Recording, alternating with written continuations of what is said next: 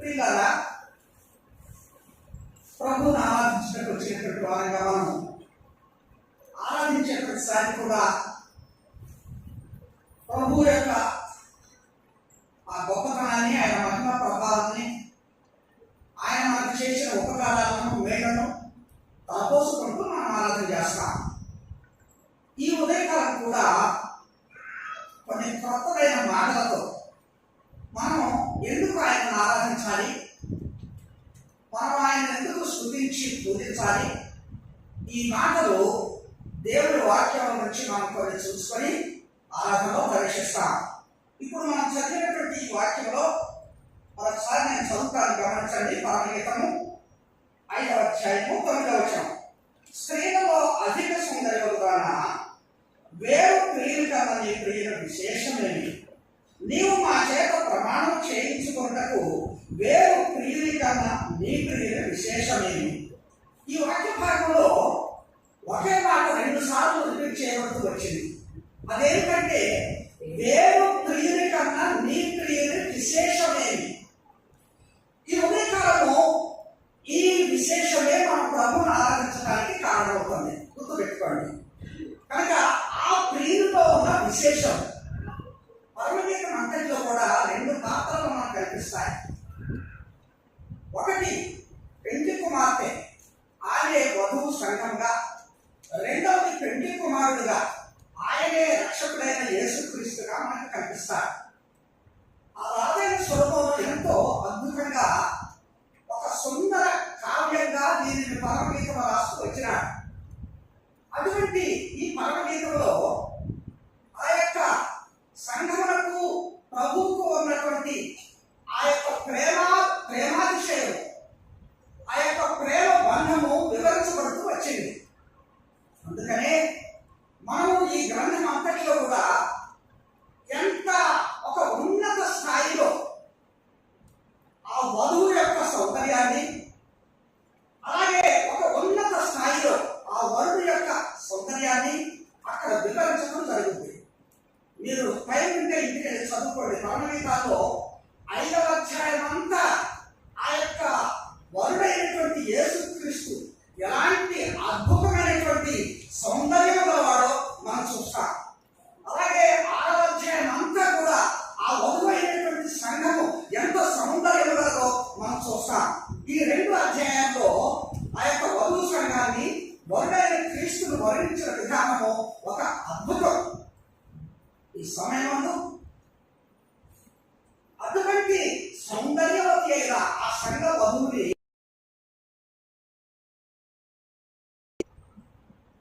లోకస్తులు అడుగుతున్నారు, ఏమని?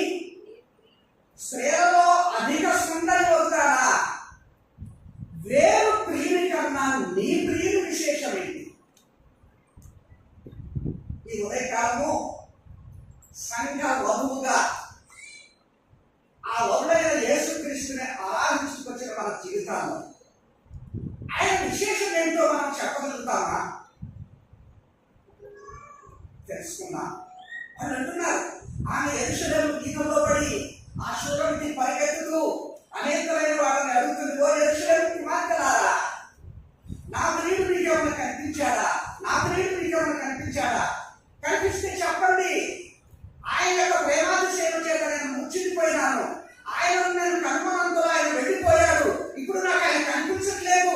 దయచేసి చెబుతారా పరిగెత్తుతావు దర్శకులను.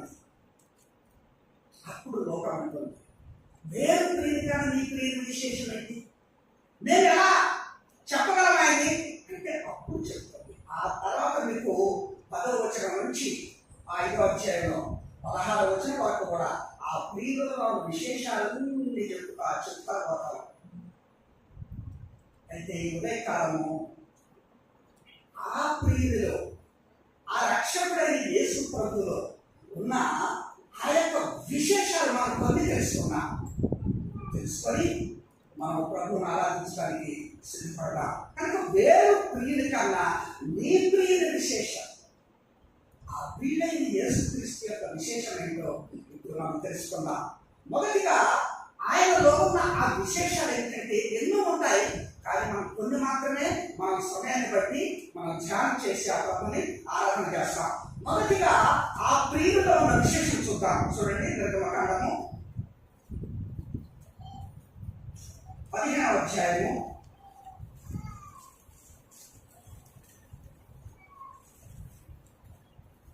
26వ వచనం నేను చదువుతాను, గమనించండి. నిర్గమకాండము 15వ అధ్యాయము 26వ వచనం. మీ దేవుడైన యెహోవా వాక్కును శ్రద్ధగా విని ఆయన దృష్టికి న్యాయమైనది చేసి ఆయన ఆజ్ఞలకు విధేయులై ఆయన కట్టడలన్నిటిని అనుసరించి నడిచిన ఎడల నేను ఐగుప్తీయులకు కలుగజేసిన రోగములలో ఏదియూ మీకు రానియను, నిన్ను స్వస్థపరచు యెహోవాను నేనే అని. చదవబడిన ఈ వాక్య భాగం అంతటిలో కూడా ఆయనలో మనకు కనబడే విశేషం ఏంటంటే చివరి మాట ఏంటది? నిన్ను స్వస్థపరచు యెహోవాను నేనే. ఆయనలో ఉన్న విశేషం ఏంటంటే ఆయన స్వస్థపరిచేటువంటి వాడు. He heels like A doctor. ఒక వైద్యుడు లాగా ఆయన స్వస్థతనిస్తాడు మనకు. వేరు ప్రియుడు కన్నా నీ ప్రియుడు విశేషం. లోకంలో ప్రియుడు చాలా మంది ఉన్నారు, లోకంలో దేవుడు చాలా మంది ఉన్నారు. మీరు ఏ దేవుని అవతారం చూసినా, ఏ దేవుడు చూసినా కూడా స్వస్థపరచడానికి కాదు వాడు వచ్చింది. కానీ ఈయన అంటున్నాడు, ఈ ప్రియుడు స్వస్థపరచు యెహోవాను నేనే. ఆయన ఒక పరమ వైద్యుడుగా మనకు స్వస్థపరుస్తాడు.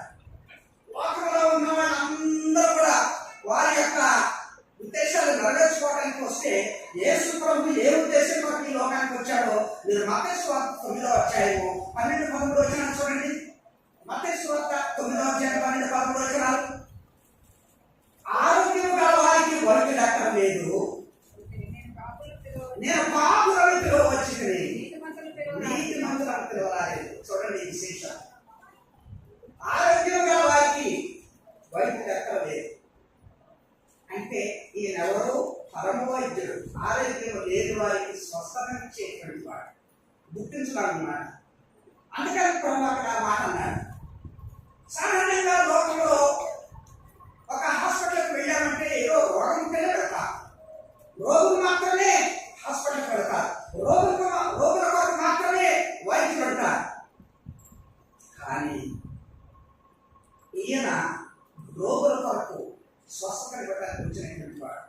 ఎందుకంటే మానవ జాతిలో రోగం లేని వాడు లేడు మనం చూస్తాం. మీరు యెషయా గ్రంథం 1వ అధ్యాయం 5వ వచనం చూస్తే అక్కడ అంటాడు, ప్రతి వాడు నడినెత్తిన వ్యాధి కలిగి ఉన్నాడు.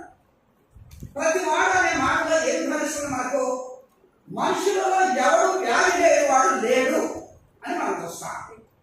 ఆ వ్యాధి ఎంత భయంకరం అంటే ఆలోచన అంటారు యెషయా 1:6లో, అరకాలు మొదలుకొని నడినెత్తి వరకు స్వస్థత కొంచెమైనా లేనటువంటి మానవ జాతి. ఎక్కడ చూసినా పచ్చి కుంట్లు, దెబ్బలు, గాయములు, అవి పిండబడలేదు, కట్టబడలేదు అని మనం చూస్తాం. కనుక ఇటువంటి రోగగ్రస్తులైన మనుషుల కోసము, ఈ రోగులను బాగు చేయడం వరకు ఆ దేవుడు ఈ లోకానికి వచ్చాడు. ఇది విశేషం కదా.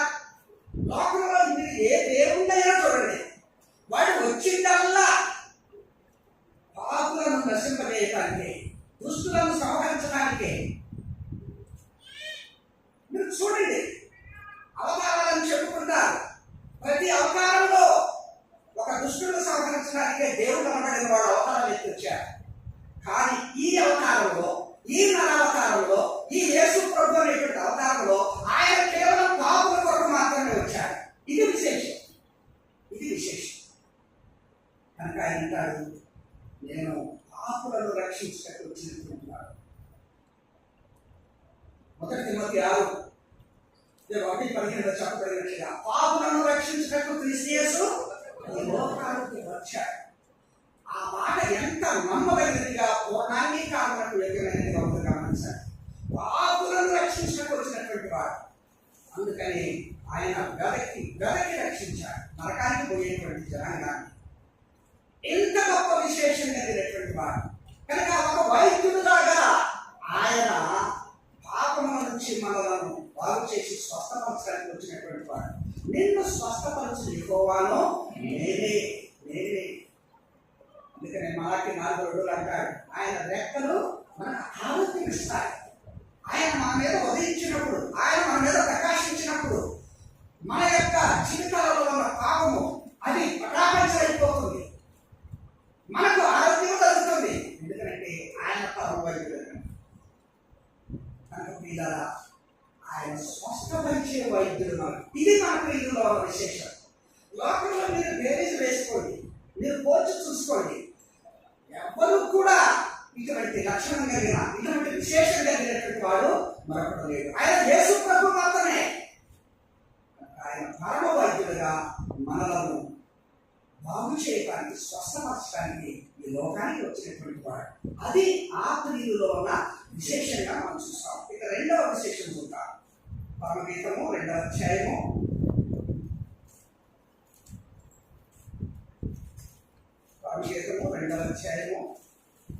4వ వచనం చదువుతాను, గమనించండి. అతడు నన్ను విందుశాలకు తోడుకొని పోయెను, నా మీద ప్రేమను సజముగా ఎత్తెను. అతడు నన్ను విందుశాలకు పోతే అది పైకి మాత్రమే ఆరాధించే ఆరాధన అవుతుంది, కానీ అనుభవంతో కూడిన ఆరాధన కాదు. ఒకసారి మనం పరిశీలన చేసుకుంటూ మన అనుభవంలోనికి ఈ విశేషాలను తెచ్చుకుంటూ వాటిలో భాగస్వాములమైన మన అనుభవాన్ని బట్టి ఉప్పొంగిన హృదయంతో ఆ ప్రభువును ఆరాధించేటువంటి వారిగా మనం ఉండాలి. కనుక ఆ వీళ్ళు విందుశాలు, ఎందుకంటే మనం ఏర్పరచుకున్న వారిని మత్తయి సువార్త 22వ అధ్యాయం 4వ వచనంలో దృష్టింటాడు. ఇదిగో నేను నా విందు సిద్ధం చేశాను, నేను ఏర్పరచుకున్న వారిని తీసుకొని రండి, సిద్ధం చేయబడిన ఇందులో పాల్గొనని చెప్పుడి అని చెప్పి తన భక్తులను పంపిన ఆ యొక్క మరి రాజును మనం చూస్తుంటున్నాం, ఆ ప్రభువును మనం చూస్తుంటున్నాం. ఆయన ఆ రీతిగా మనకు విందు సిద్ధం చేసినటువంటి వాడు. ఇది ఎంత శ్రేష్టమైన విశేషం. ఒక వరుడు తన వధువును విందుశాలకు తోడుకొని పోయినట్టుగా ఆ వరుడైన యేసుక్రీస్తు తన వధువు సంఘాన్ని అలా విందుకు సిద్ధపరిచి తీసుకొని వెళ్ళి ఈ రోజున ఆ విందులో మనలను పాల్గొనే వారిగా చేశాడు. ఇది గొప్ప విశేషం, గొప్ప విశేషం. గమనిస్తా, మన ప్రియుడు, మన రక్షకుడు ఎంత విశేషమైన వాడు. అందుకని ఆయనగా సుందరుడిని చదవడం మొదలేసి ఆరంభించి వెళ్ళిపోతా ఉంటారు. వేరు ప్రియులు కానీ నీ ప్రియుని విశేషం ఏంటమ్మా అని అడిగినప్పుడు ఆ గురువులు చెప్తా ఉంది, ఆయన ఇలాంటి వాడు, ఇలాంటి వాడు, ఇలాంటి వాడు అని చెప్తా పోతా ఉంటాం. మన జీవితాల్లో ఈ దినం ఎంత శ్రేష్టమైనదిగా దేవుడు మన పాపకు సిద్ధపరిచి ఆయన విశేషాలు తెలియజేసుకునే ఈ ప్రణవం ఆయన ఎంతగా మనం ఆరాధించే వారిగా ఉండాలి. కనుక ఆయన విందుశాలకు మనం తోడుకొని పోయి ఆ విందును మనకు సిద్ధపరిచి మీకు నాకు తిరిగి మరలా ఆనందమైనటువంటి రక్షకుడుగా ఉన్నాడు. ఇది గొప్ప విశేషం. 3వ సంగతి చూద్దామా?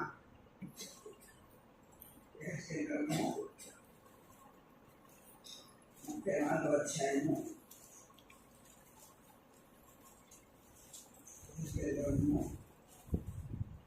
34వ అధ్యాయము సొంతం గమనించండి. 12 వచనాలు 11-12 వచనాలు నేను చదువుతాను, గమనించండి. ప్రభువైన యెహోవా సెలవిచ్చినదేమనగా, ఇదిగో నేనే నా గొర్రెలను వెలకి వాటిని కనుగొందును. తమ గొర్రెలు చెదరిపోయినప్పుడు కాపరులు వాటిని వెతుకున్నట్టు నేను నా గొర్రెలను వెతికి చీకటి గల మబ్బు దినమందు ఎక్కడెక్కడికి అవి చెదిరిపోయారో అక్కడ నుండి నేను వాటిని ఇచ్చి ఆయా జనులలో నుండి వాటిని తోడుకొని వచ్చి ఆయా దేశంలో నుండి వాటిని సమకూర్చి వాటి స్వదేశంలోకి వాటిని తెచ్చి పర్వతముల మీదను వాగుల యొద్దను దేశమందున్న సకలమైన కాపురపు స్థలములందును వాటిని మేపెదను. ఇందులో నాకేం కనిపిస్తుందంటే, ఒక కాపరి తన మందను ఎంత చక్కగా మేపుతున్నాడో మనం చూస్తున్నాం. ఆయనలో ఉన్న విశేషం ఏంటంటే తన మందను మంచిగా మేపేటువంటి వాడు. He feeds like a shepherd. ఆయన పోషిస్తాడు, ఆయన మేపుతాడు. లోకంలో ఎవరున్నారు ఇటువంటి కాపరిగా? లోకంలో ఏ దేవుడు ఉన్నాడు? ప్రతి దేవుడు అవతారానికి వచ్చి వాళ్ళ వైభోగాల కోసము, వాళ్ళ యొక్క మరి ఆ సుఖభోగాలను ఆనందించడానికి వరకు వందిమాగతులను ఏర్పాటు చేసుకొని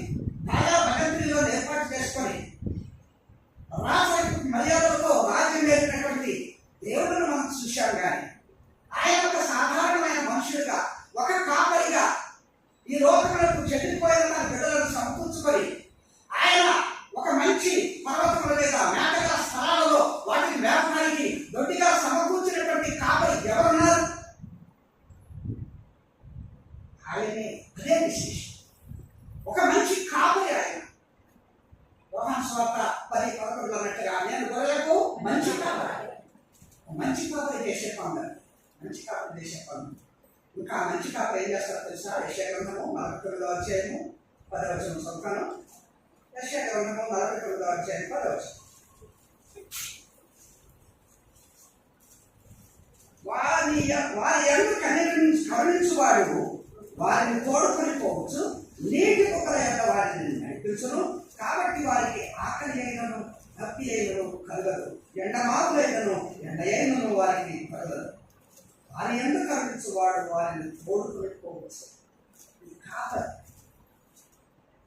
ఎలా తోడుకొని పోయాడో, అరణ్య యాత్రలో వారు ఎలా కాపాడబడుతూ వచ్చాడో, ఎండ వేడి తగలకుండా, ఆహారం కొరత లేకుండా, దాఖలకు దప్పికైతే నీటి కొరత లేకుండా 40 సంవత్సరాల అరణ్య యాత్రలో వారిని ఎలా ఒక మంచి శ్రేష్టమైన మధురమైన నీళ్లతో, ఒక మంచి శ్రేష్టమైన భోజనంతో, ఒక మంచి శ్రేష్టమైన మాంసంతో వారిని ఎలా ఆయన నడిపించాడు.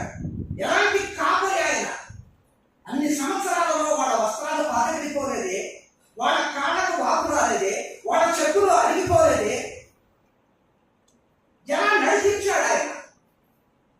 ఎటువంటి కాపరి అయినా ఈ విశేషంలో ఎక్కడైనా ఏ కాపరిలోనైనా చూస్తావా?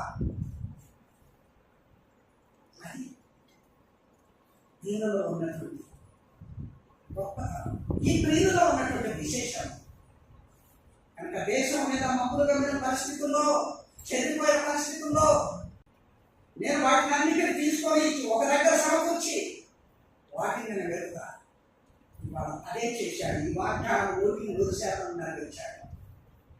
చెదిరిపోయిన తన జనాంగంలో, ప్రపంచం దగ్గర వెళ్ళిపోయినటువంటి తన జనాంగంలో ఆయన సమకూర్చి ఒకటిగా సమకూర్చి ఒక చేతిలో విడిచివేసిన ఒక పరిగలాగా ప్రపంచ దేశాలన్నిటిలో నుంచి తన ప్రజలైన వారిని ఏరుకొని తీసుకొని వచ్చి ఇవాళ ఇశ్రాయేల్ దేశంలో తన ప్రజలను ఒక గట్టిగా సమకూర్చి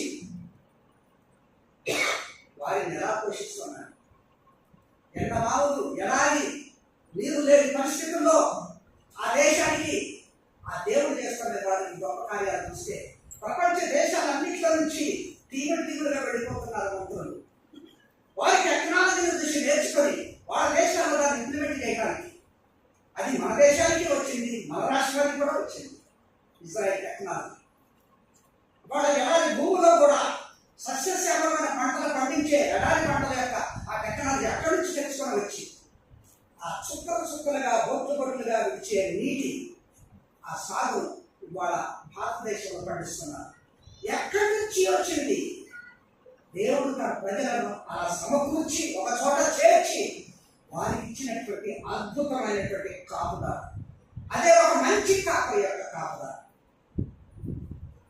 ఎటువంటి కాపరి, ఎటువంటి విశేషం దగ్గర కాపరి మన జీవితంలో మనం చూసుకుంటున్నాం. వారి ఎందుకు కరుణించువాడు అని కోరుకుని పోతాడు. ఎక్కడ ఏ ఇబ్బంది లేనటువంటి వారిగా వారికి చేసి అతి శ్రేష్టమైనటువంటి గోధుమలతో, మధురమైన తేనెతో నేను వారిని పోషిస్తానని వాగ్దానం ఇచ్చిన దేవుడు. వాళ్ళ ఆయన ప్రజలంగా అయితే అనుభవిస్తున్నాను. ఇలా ఇంత విశేషం కలిగిన ఆ ప్రభువును ఉదయకాలం ఆరాధించబడుతున్నాను. అది ఆయనలో ఉన్నటువంటి విశేషం. ఇక 4వ సంగతి మనం చూద్దామా? చూడండి, లూకాసు వార్త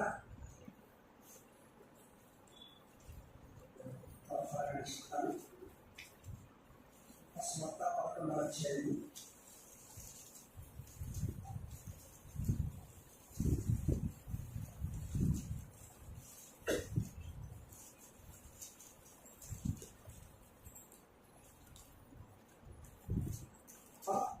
11వ అధ్యాయం 11వ వచనం గమనించండి. లూకాసు వార్త 11వ అధ్యాయం 11వ వచనం. పరలోకమందున్న మీ తండ్రి తను అడుగు వారికి పరిశుద్ధాత్మను ఎంతో నిశ్చయముగా అనుగ్రహించునను. పరలోకమందున్న మీ తండ్రి కన్ను అడుగు వారికి అంటే ఇక్కడ ఒక తండ్రి లాగా మనకి ఇచ్చేవాడు అనేటువంటి మాట మనం చూస్తున్నాం. He gives like a father. ఒక తండ్రి లాగా మనకి ఇస్తాడు. తన పిల్లల్ని తను ఆ రీతిగా ప్రేమించి అడిగిందల్లా ఇచ్చినటువంటి వాడిగా ఉంటున్నాడు. అది ఇంకా ఎటువంటి అంటే ఈ లోకము కన్నులే చెడ్డవారై ఉండి మంచి నీకు ఇష్టపడతారు కదా. అందుకనే ఒక కుమారుడు చేపను అడిగితే పామునిపడే, గుడ్డును అడిగితే తేలునిపడే. ఈ లోకము కన్నులే మంచి ఇవ్వడానికి ఇష్టపడితే నేను మీ పదవి మీరు అడిగితే నేను మీకు ఇవ్వకుండా ఉంటానా? మంచి ఇస్తా. మొత్తం అదే అంటాడు, మీరు అడిగినట్లయితే మీకు మంచి ఇవ్వని ఇస్తానంటాడు. మీరు అడగండి, అడిగితే ప్రతి వారికి ఇస్తా. కనుక ఆ దేవుడు ఒక తండ్రి లాగా తన పిల్లలకు అడిగింది ఇచ్చేటువంటి వాడు, తండ్రిలాగా ఇచ్చేటువంటి దేవుడు. అలాగే తల్లిలాగా ప్రేమించేటువంటి దేవుడు. ఎంత విశేషం ఇది! మీరు యెషయా 46వ అధ్యాయం 12-13 వచనాలు అయితే మనం చూస్తాం. మీరు శంఖను ఎత్తుకొనబడతారు, మీరు మోకాళ్ళ మీద ఆడించబడతారు. ఒకరి తల్లి వారిని ఆదరించినట్లుగా నేను మిమ్మల్ని ఆదరిస్తా. తన తల్లి తన బిడ్డను ఎంతగా ప్రేమిస్తుందో ఇక్కడ కనపడుతుంది. అందులో మనకు కనపడే భావం ఏంటంటే ఆయన ఒక తల్లిలాగా మనం ప్రేమిస్తాడు. అందుకనే ఆయన ఇంతగా మనలను ఆయన ఆదరించి బలపరిచేవాడే ఉంటాడు. సంకలు ఎత్తుకోకమన్నా, మోకాళ్ళ మీద ఆడించకమన్నా, అంటే తన బిడ్డ దుఃఖంలో ఉన్నప్పుడు, చిరాకులో ఉన్నప్పుడు, ఇబ్బందిలో ఉన్నప్పుడు ఒక తల్లి ప్రేమ అక్కడ కనపడతా ఉన్నది. ఈ లవ్స్ లైక్ ఏ మదర్. తల్లిలాగా ప్రేమించేటువంటి వాడు ఆయన, తండ్రిలాగా అడిగిందల్లా ఇచ్చేటువంటి వాడు ఆయన. ఇది విశేషం కాదా? ఆ రక్షకుడైన యేసు ప్రభులో ఆ క్రియలో కనపడే విశేషం కాదా? తన ప్రజలకు ఆయన ఎటువంటి ప్రేమ చూస్తున్నాడో, తన ప్రజలకు ఆయన ఎలా అడిగింది ఇస్తున్నాడో మనం అనుభవంలో తెలుసుకోవాల్సిన వారంగా ఉంటున్నాం. అందుకని ప్రతి నిత్యము ఆయన తన చేతిలో మనం చెప్పుకొని, మన ప్రాకారాలు ఆయన కళ్ళు ఎదుట పెట్టుకొని ఆయన మనల్ని కాపాడేటువంటి వాడు, మనల్ని ప్రేమించి మనకి ఇచ్చేటువంటి వాడు. ఇందులో ఒక తండ్రి లాంటి ఇచ్చే గుణము, ఒక తల్లి లాంటి ప్రేమించే గుణము ఆ ప్రభులో మనం చూసుకుంటున్నాం. ఇది ఆయనలో ఉన్న విశేషంగా మనము ఈ ఉదయకాలం తెలుసుకున్నాం. అటువంటి విశేషమైనటువంటి ప్రభువు మన ప్రభు. అందుకే ఆయనను అంత శ్రేష్టమైన రీతిలో మనం ఆయనను ఆరాధన చేస్తాము అనే సత్యాన్ని మనము చూస్తున్నాం. కాకపోతే 5వ సంగతి కూడా మనం చూద్దామా?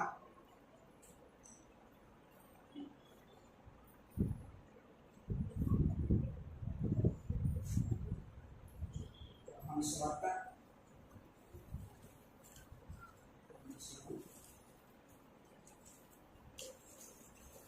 14వ అధ్యాయము, 14వ అధ్యాయము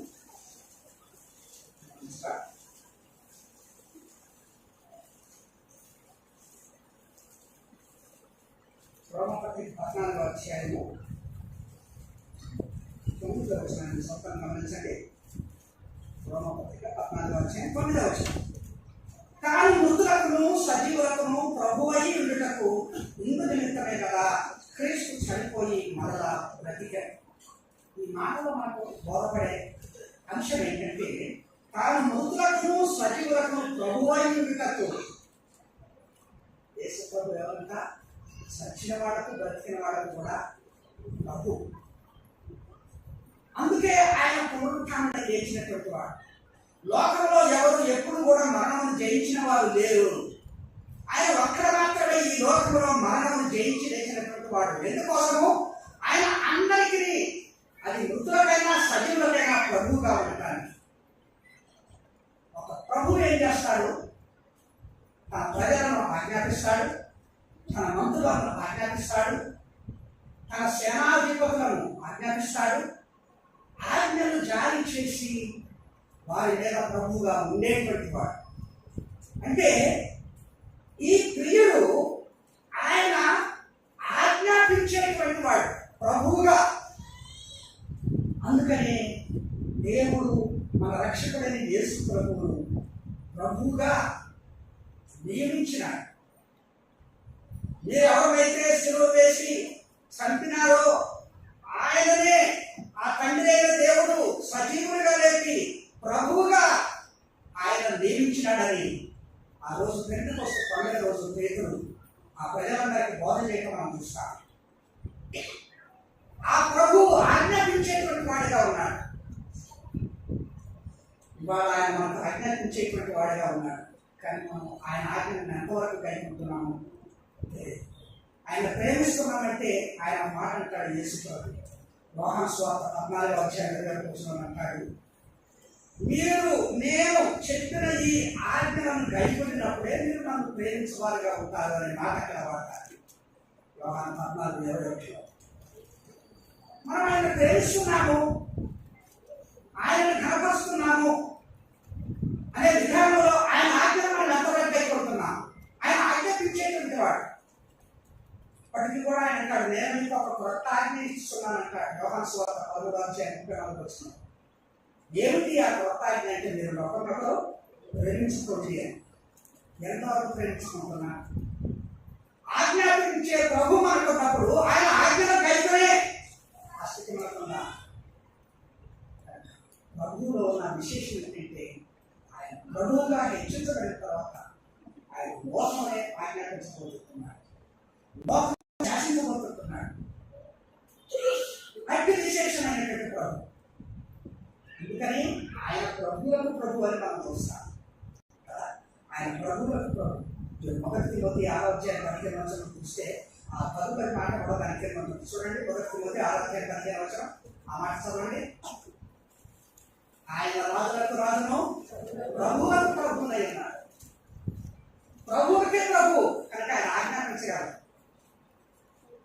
ఈ కమాండ్స్ లైక్ ఏ లార్డ్. ఆయన ఒక ప్రభువుగా ఆజ్ఞాపించగలడు.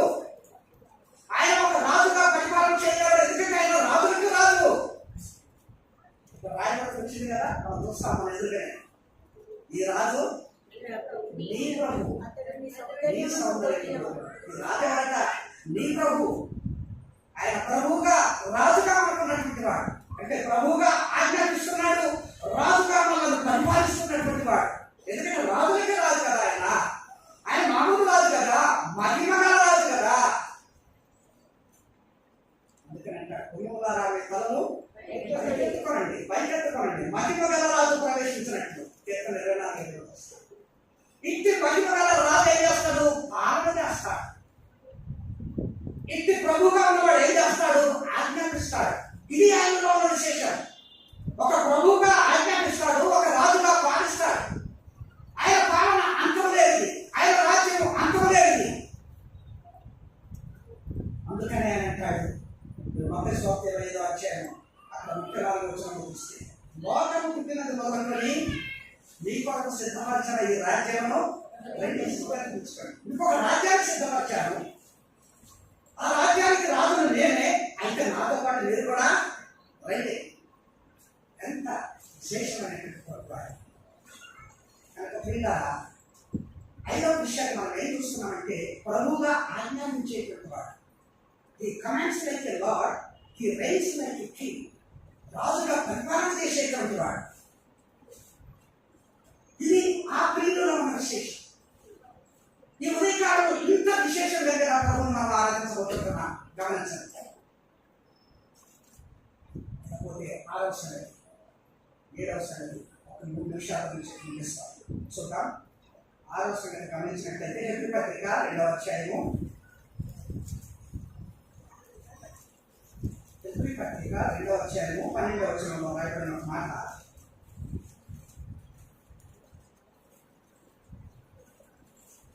విశేషాలను బట్టి ప్రభుత్వము ఆరాధన.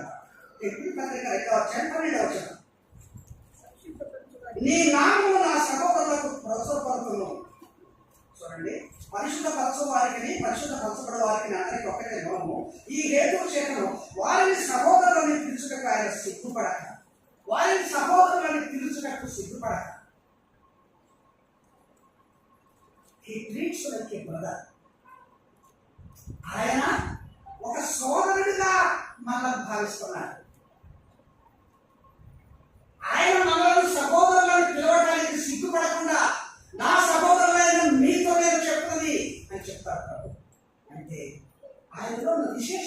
ఆయన దేవుడు అయ్యుండి, ఆయన సర్వాధికారి అయ్యుండి, సర్వ సృష్టికి ఆది సంభూతుడయ్యుండి, సర్వ సృష్టిని తన మాట చేత సృష్టించిన వాడయ్యుండి, సృష్టికర్త అయ్యుండి, ఆయన ఏమంటున్నాడంటే నిన్ను నన్ను ఆ సృష్టిలో ఒక అణువుగా అల్పంగా ఉన్న మనలను నా సహోదరులు అంటున్నాడు, నా సహోదరులు అంటున్నాడు.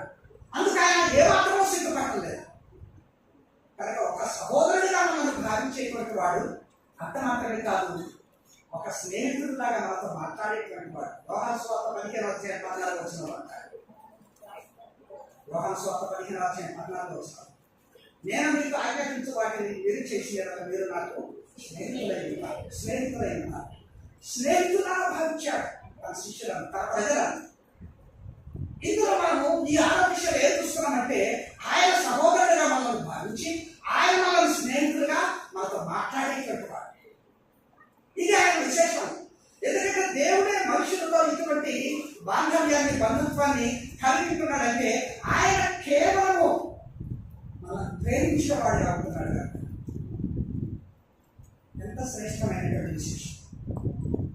సమయంలో ప్రేమైనటువంటి దేవుని ద్వారా ఎంత విశేషం కలిగిన దేవుని మనం ఆరాధించుకుంటున్నాం. చివరిగా ఇంకొక మాట చదివి నేను ముగిస్తాను. ప్రకటన గ్రంథము 22వ అధ్యాయము 7వ విశేషం నేను చూపిస్తాను.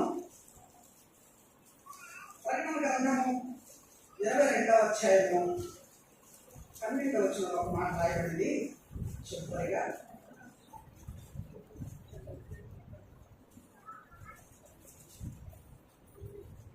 ఇదిగో త్వరగా వస్తున్నాను, వాని క్రియ చొప్పున ప్రతి వానికి ఇచ్చుటకు నేను సిద్ధపరిచిన జీతము నా యొద్ద ఉన్నది అంటాడు.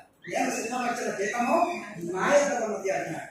ఇందులో ఏం కనిపిస్తుందంటే మానవ జాతిలో ప్రతి వారికి వారి క్రియల చొప్పున వారికి తీర్పు తీర్చి వారి ఫలాన్ని వారికి ఇచ్చే న్యాయాధిపతి. He verdicts like a judge. 7వ విషయం, ఆయన ఒక నీతి గల న్యాయాధిపతిగా తీర్పు తీర్చగలిగిన దేవుడు. ఇది ఆ ప్రియులో ఉన్న విశేషం. ఇదిగో నేను త్వరగా వస్తున్నా, ప్రతి వానికి వాని క్రియల చొప్పున ప్రతిఫలిస్తాను. ఎవరండి ఇటువంటి ఫలం ఇచ్చేది? మన క్రియలకు తగిన న్యాయమైన తీర్పు తీర్చేది ఆ దేవుడు. కనుక ఒక న్యాయాధిపతిగా తీర్పు తీర్చేటువంటి వాడు. ఆయనలో ఒక విశేషం అదే. మీరు 2 కొరింథీ 5:11 చదివినప్పుడు అక్కడ రాయబడింది, క్రీస్తు న్యాయపీఠం ఎదుట మనం నిలబడే రోజు రాబోతుంది. అక్కడ ఆయన వారి యొక్క నీతి క్రియలను బట్టి వారికి తీర్పు తీర్చబోతున్నాడు. ప్రియమైనటువంటి దేవుని సంగమా, ఆయన తీర్పు తీర్చే ఆ దినము, ఆ గడియ వస్తుంది. ఎందుకంటే నీతి గల న్యాయాధిపతి వారికి నిలిచి ఉన్నాడు. ఆయన త్వరలో రాబోతున్నాడు. ఆ తీర్పులో మన క్రియలను బట్టి మనం ఫలం అనుభవించబోతున్నాం, ఫలం పొందబోతున్నాం. ఈ గ్రహింపుతో మనం ఈ లోకంలో మనం జీవించురా. కనుక ప్రియులారా, ఈ విశేషాలు మనం గమనించినాం. ఎంతటి విశేషమైన ప్రభుత్వం. అందుకని ఆ శూరుని కలిగింది. తన ప్రియుడు ఎలాంటి వాడు అంటున్నాడు. 10,000 మందిలో ఆయన అధికాంక్ష లేదు అంటూ ఆ యొక్క లోకానికి సాక్ష్యపడుతుంది. ఇవాళ నేను కూడా ప్రభువుని ఆరాధించుకొచ్చిన మన జీవితాల్లో లోకస్తులకు ఇటువంటి విశేషాలు మన ప్రభువుని గురించి మనం చెప్పగలమా? ఈ అనుభవం మనం జీవిస్తున్నామా? వచ్చే ప్రతి ఆదివారం కూడా మనం ఏదో నేర్చుకున్న మాటలతో ఆనవాయితీగా అలవాటుగా చేసేటువంటి ఆరాధన కాదు, కానీ మన జీవితాల్లో మన అనుభవంలోకి ఈ మాట మనం తెచ్చుకుంటున్నామా? ఒకసారి పరిశీలన చేస్తుందా?